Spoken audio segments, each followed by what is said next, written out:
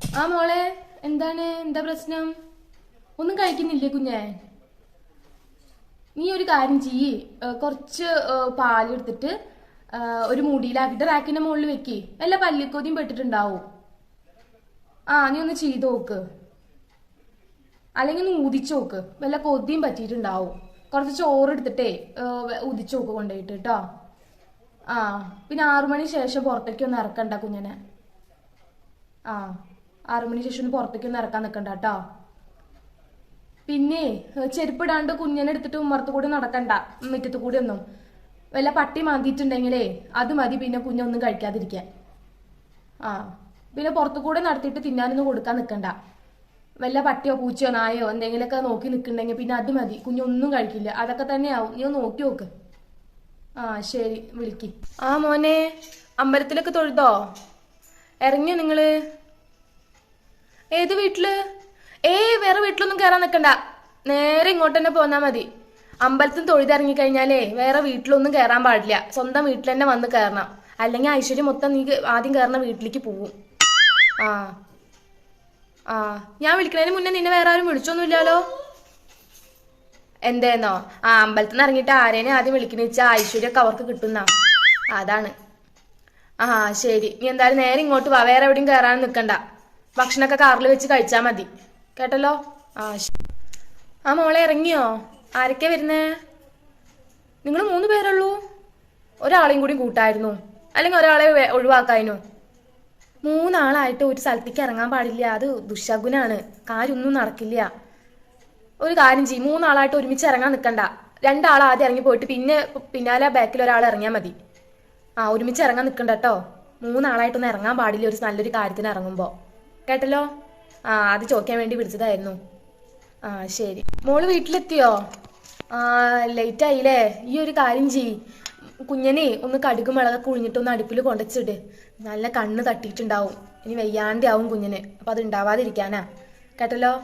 പോകുമ്പോൾ പാമ്പേഴ്സിൻ്റെ ഉള്ളിൽ ചെറുനാരങ്ങ വെച്ചിട്ടല്ലേ കൊണ്ടയേ? രാത്രിയൊക്കെയാണ്, അധികം അങ്ങനെ ഒന്നും പുറത്തിറങ്ങാനൊന്നും പാടില്ല, കുട്ടിയല്ലേ. നീ അങ്ങനെ ചെയ്യട്ടോ, കേട്ടല്ലോ. പിന്നെ കിടക്കാൻ നേരത്ത് തലവണയുടെ അടിയിൽ ആണി വെക്കാൻ മറക്കല്ലേ, ആണി ഇരുമ്പിൻ്റെ ഇത് വെക്കാൻ മറക്കല്ലേ, ഞാൻ പറഞ്ഞിട്ടുണ്ടായിരുന്നില്ലേ? അത് അവിടെ ഇവിടെയും കൊണ്ട് വെക്കണ്ട, കറക്റ്റ് എടുത്ത് വെക്കാൻ നോക്ക്, കുഞ്ഞിന് പേടി തട്ടാതിരിക്കാനാണ്.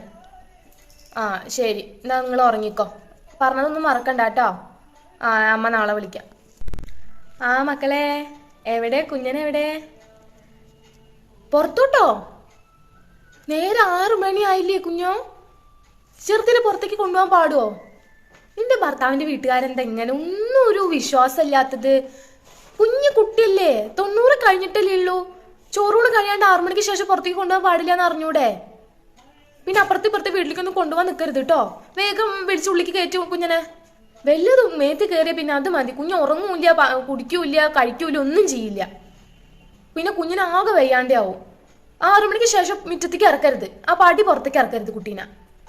അതൊക്കെ ചോറൂണ് കഴിഞ്ഞിട്ടൊക്കെ ചെയ്താൽ മതി. ചൂടുണ്ടെങ്കിൽ ഫാൻ ഇട്, നീ പുറത്തേക്കൊന്നും ഇറക്കല്ലേ.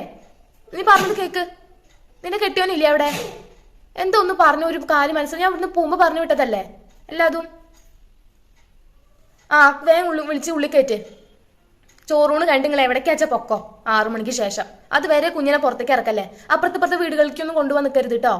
ആർക്കെങ്കിലും കാണണമെങ്കിൽ വരും, അവിടെ വന്ന് കാണട്ടെ കുട്ടീനെ. നീ പറഞ്ഞത് കേക്ക്. ഹലോ, മോളെ, കുഞ്ഞിനെന്തേലും കഴിക്കാൻ കൊടുത്തോ? 5:30 ആയില്ലേ? 6 മണിക്ക് വിളക്ക് കൊളുത്തുന്നതിന് മുന്നേ കൊടുക്കണം കുട്ടിക്ക്. അതൊക്കെ ഓരോ വിശ്വാസങ്ങളാണ്, അതിന് ശേഷം കൊടുക്കാൻ പാടില്ല. 6 മണിക്ക് ശേഷം കുഞ്ഞിന് ഭക്ഷണം കൊടുത്തു കഴിഞ്ഞാൽ വിഷാന്നാ പറയാ.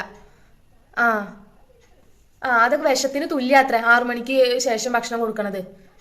ഈ ചോറൂണ് കഴിഞ്ഞ കുട്ടികൾക്ക് 1 വയസ്സ് വരെ അങ്ങനെ കൊടുക്കണം, 6 മണിക്ക് മുന്നേ ഭക്ഷണം കൊടുക്കണം, കേട്ടല്ലോ. എത്ര വട്ടാ നിന്നോട് ഞാൻ പറഞ്ഞിരുന്നേ?